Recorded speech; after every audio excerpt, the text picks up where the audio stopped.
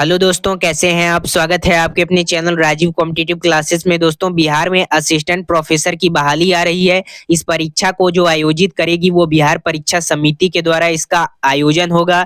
चयन प्रक्रिया क्या रहने वाला है, उससे सबसे पहले इम्पोर्टेंट यह है कि सिलेबस क्या रहेगा।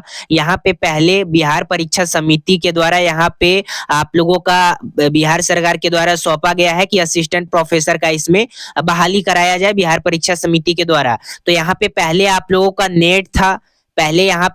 का नेट था, पहले पीएचडी था, तभी आप इसके लिए एलिजिबल हो सकते थे। लेकिन अब इसको हटा दिया गया है बिहार सरकार द्वारा। अब यहाँ पे सिर्फ और सिर्फ पीजी डिग्री चाहिए। अगर आप पीजी डिग्री आपके पास है तो इसके लिए आप एलिजिबल हैं। और इसमें बहुत सारे अभ्यर्थी थे जो पूछ रहे थे कि क्या इसमें एमटेक मौका मिलेगा एमटेक को। तो एमटेक को मिलेगा और बीटेक को इसमें मौका नहीं मिलेगा। यहाँ पे मैं आप लोगों को बता देना चाहता हूँ, बीटेक को इसमें मौका नहीं मिलने वाला है।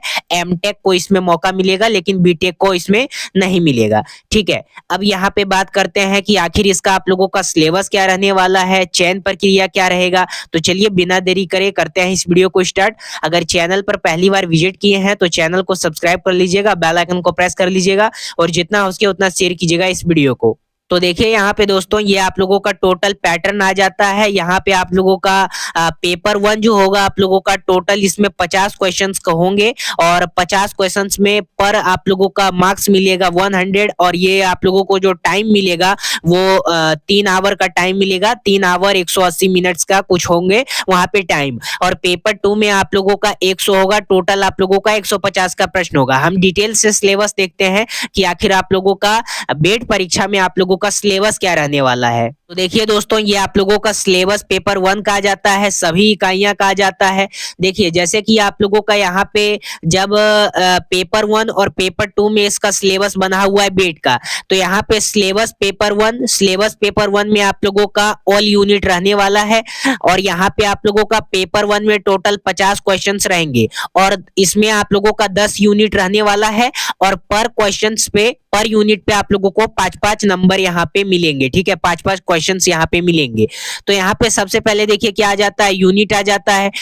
यहाँ पे शिक्षण योग्यता है, फिर अनुसंधान योग्यता है, समझ है, संचार है। यूनिट 5 में आपका गणितीय तर्क और योग्यता है। यूनिट 6 में आप लोगों का देख सकते हैं क्या है, यूनिट 7 में डेटा इंटरप्रिटेशन है। फिर यूनिट 8 में देख सकते हैं सूचना एवं संचार प्रौद्योगिकी आईसीटी है। उसके बाद यूनिट 9 में लोग विकास एवं पर्यावरण है। और यूनिट 10 में आप लोगों का उच्च शिक्षा प्रणाली है। तो यहाँ पे हर एक आप लोगों का सिलेबस, बेड का जो सिलेबस है, असिस्टेंट प्रोफेसर का जो पहला पेपर यानी पेपर 1 का जो आप लोगों का सिलेबस है वो ये आ जाता है। और पर यूनिट पे आप लोगों को 5-5 क्वेश्चन मिलेंगे। ठीक है, 5-5 क्वेश्चन आप लोगों के रहेंगे।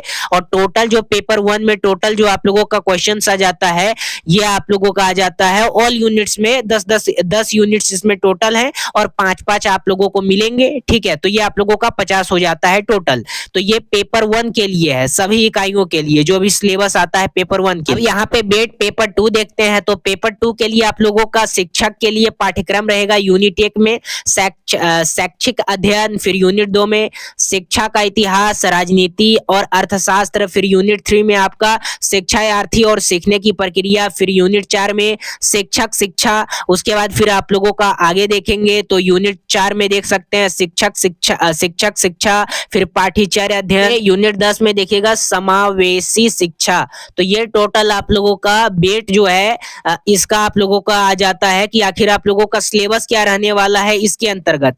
देखिए मैं आप लोगों को बता देना चाहता हूं कि सबसे पहले ये तो आप लोगों का पेपर 1 जो होगा वो 50 का होगा, 50 क्वेश्चंस का। और पेपर 2 आप लोगों का 100 का होगा। ठीक है, तो टोटल आप लोगों का 150 हो जाता है। टोटल आप लोगों का 150 क्वेश्चन पूछे जाएंगे। टाइम जो आप लोगों को देगा वो 3 घंटा 180 मिनट्स कुछ देंगे आप लोगों को टाइम वहां पे।